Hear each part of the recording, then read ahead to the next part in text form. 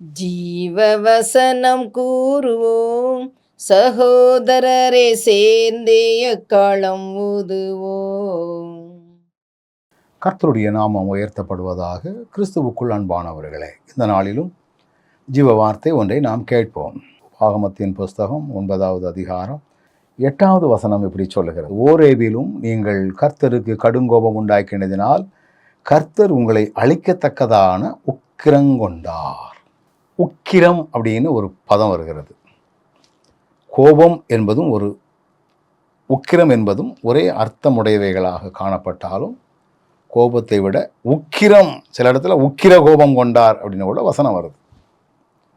ஆண்டவர் அவருடைய பிள்ளைகள் மேலே ரொம்ப கோபம் கொண்டாராம். அதுக்கு முந்தின வசனத்தை பார்த்தீங்கன்னா, உன் தேவனாகிய கர்த்தருக்கு கடுங்கோபம் உண்டாக்கி. அதெல்லாம் நீ நினச்சி பாரு.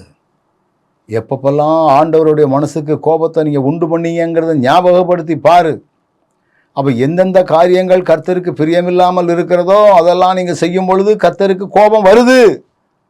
அப்போ ஆண்டவரை கோபம் ஊட்டினவர்களாய் நாம் காணப்பட்டு விடக்கூடாது என்பதுதான் இந்த நாளிலே ஆண்டவர் நமக்கு நினைவூட்டுகிறார். அதுவும் பார்த்தீங்கன்னா, அழிக்கத்தக்கதான உக்கிர கோபம்.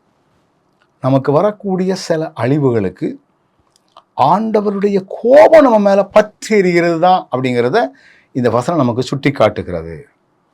சின்ன சின்ன காரியங்களுக்கும் அவன் செய்வனை வச்சான் எனக்கு பிரச்சனை, அவன் ஏவல் பண்ணான் அதன் பிரச்சனை, இப்படி அப்படின்னு சில நபர்கள் மீது தான் பழி போட்டு கொண்டு கிடக்கிறோம். ஆண்டவருடைய உக்கிரம் நம்ம மேலே வந்துடக்கூடாது. அதனால் நீங்கள் வீட்டில் உட்காந்து பொறுமையாக மேலே உள்ள வசனங்களை எல்லாம் நீங்கள் வாசித்து பாருங்கள்.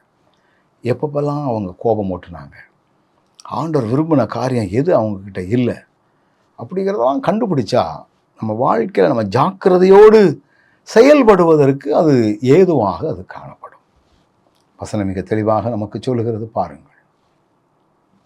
ஆண்டவருடைய சிந்தைகளுக்கு மாறாக அவர்கள் கோபமூட்டினவர்களாக காணப்பட்டதை போல, ஆண்டவரே எங்களுடைய எந்த செயல்பாடுகளும் உமக்கு கோபத்தை வரவழைக்கக்கூடிய அளவிற்கு இருந்து விடக்கூடாது அப்படிங்கிறதுல நம்ம கவனமாக இருப்போம். நல்ல ஆண்டவரே, உங்களை அழிக்கத்தக்கதான உக்கிர கோபம் அப்படின்னு சொல்லப்பட்டிருக்கிறது. கவனமாக வாழ எங்களுக்கு ஞானம் தாரும். இயேசுவின் நாமத்தில் பிதாவே, ஆமேன்.